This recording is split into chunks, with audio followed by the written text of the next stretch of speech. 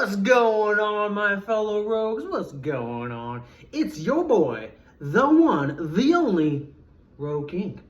Self-anointed, self-appointed, you know it. Alright, now, today's video, we are going to discuss whether or not K9 Vanquish Soul is overrated. Now, if you're new to this channel, we specialize in all kinds of rogue strategies. My favorite is going second strategies, but we'll get into that in another video. Today's video, though, let's discuss, is K9 Vanquish Soul A, overrated, and B, is it going to be the best deck of the format? Is it the deck to beat? Let me describe to you two different decks. You tell me which one sounds like the better deck. You've got one deck that has little to no one-card starters, okay? It has several bricks, upwards of around 9 bricks in a 40-card deck, okay? It needs to maintain hand advantage, okay? That's one deck, okay? Let me describe you a second deck. This deck has 15 to even 18 one-card starters, and usually only 1 brick, and can still play over 20 hand traps. Which one of those two decks sounds like the better deck to you? I'll let you know right now. Of those two decks, the second deck sounds like the better deck. And guess which one of those two decks they are? First deck, K9 Vanquish Soul. Second deck, Yummies. That's right. In my opinion, Yummy is the deck to beat.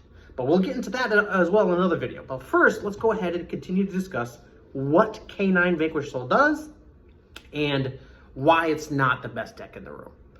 So firstly, I should point out to you that the benefits of the deck is that there is no one card that can really beat the deck, right? Like, for example, when you look at Malice, Lancia, and Meowls, they beat that deck no problem, right? They just, like, Lancia really hurts the deck.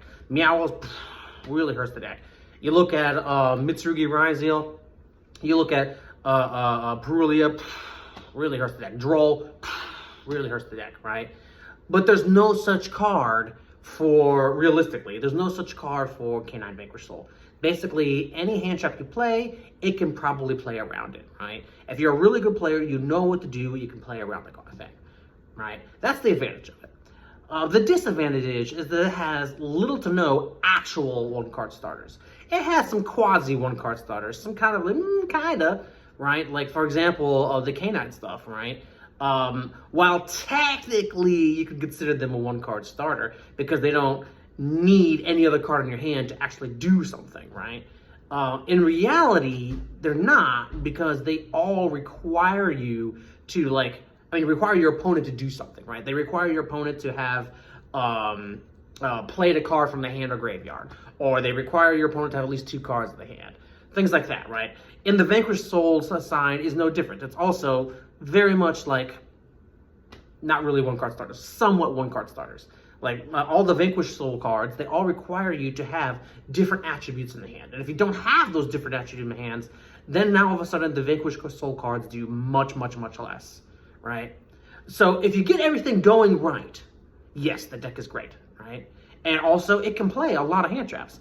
Problem is that you need to keep those hand traps in your hand, because if you use them up, now you don't have that attribute in your hand anymore, right? And quite often you'll result in a situation where you have to choose between using the hand trap or keeping the attribute in your hand, right? In an ideal situation, that doesn't happen. In the ideal situation, you have the Vanquish Soul cards in your hand will result in the attribute city.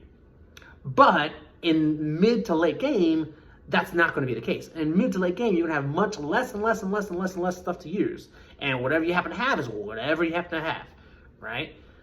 So, and also, it plays a considerable amount of bricks. More than Ryzeal, more than Mitsurugi, more than Malice. It is, the ratio between one-card starters to bricks is way worse than in any other tier 1 deck in the game right now. Way worse. Way worse. Way worse.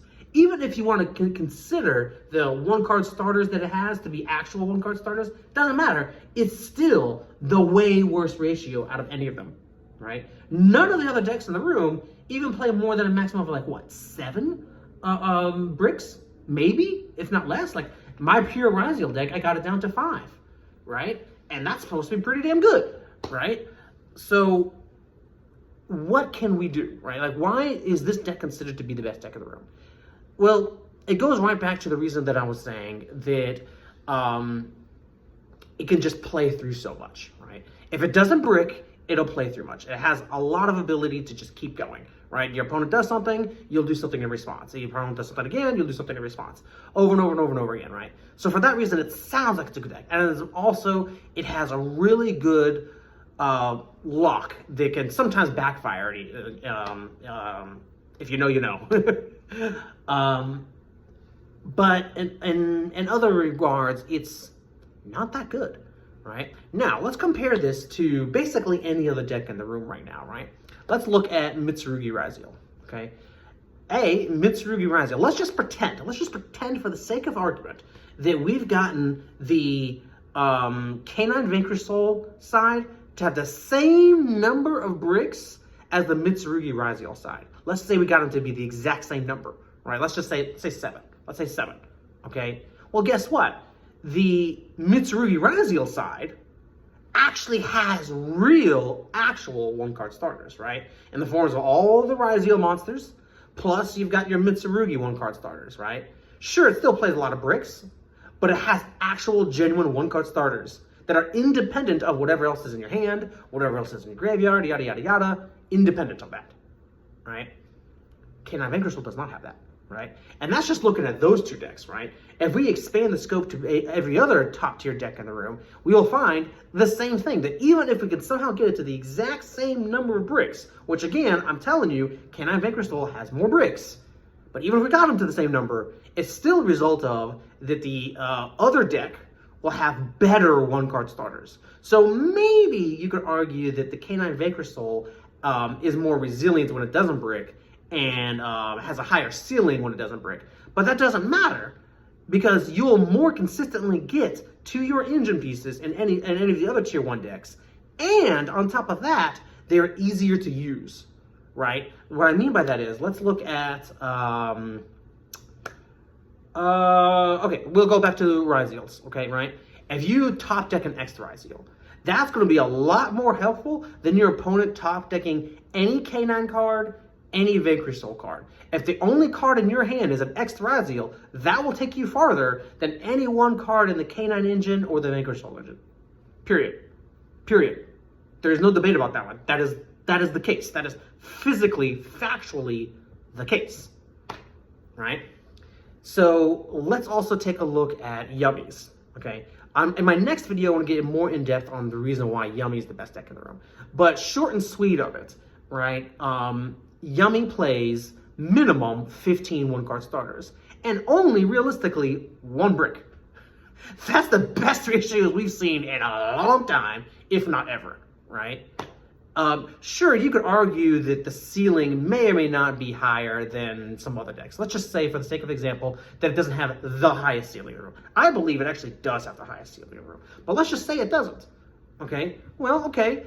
A, it is highly layered and highly resilient. B, it can play more hand traps than any other deck in the room. C, it plays significantly fewer bricks than any other card in the room. I mean, any other deck in the room, excuse me. Any other deck in the room. Doesn't matter which deck you're looking at, it plays significantly less bricks. So the ratios between one-card starters to bricks is by far better than anything we've seen. By far, right? And again, it comes back down to the point when you're top decking, when you're in a top deck war, and you top deck anything in your Yummy engine, that's going to get you much farther than your opponent top decking anything in the Canine Vanquish Soul. Now, the difference is that the Canine Vanquish Soul deck technically has a better capacity to prevent the game state from getting to top deck like that, right? Problem is with that theory though is that Yummy specializes in getting to this kind of grindy state, right? And so do many other decks. Let's just take a random deck for the sake of example. Let's think about Labyrinth, right? That's a really way back in the day deck, right?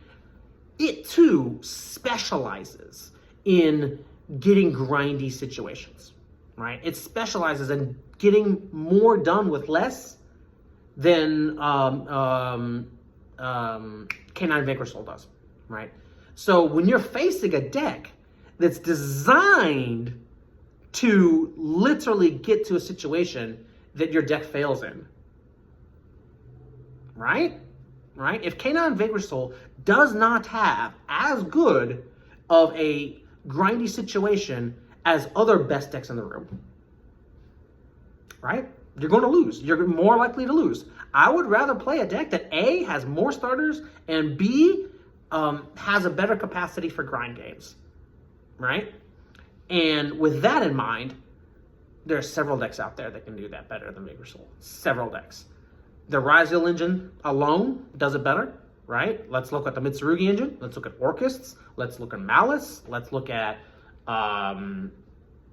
if you're going to play K9, I'm telling you right now, the better version to play is the K9 Crystron. It's a much harder version to learn how to play well, but it's also way more resilient. So in my opinion, K9 Vanquish Soul is totally overhyped. Way overhyped.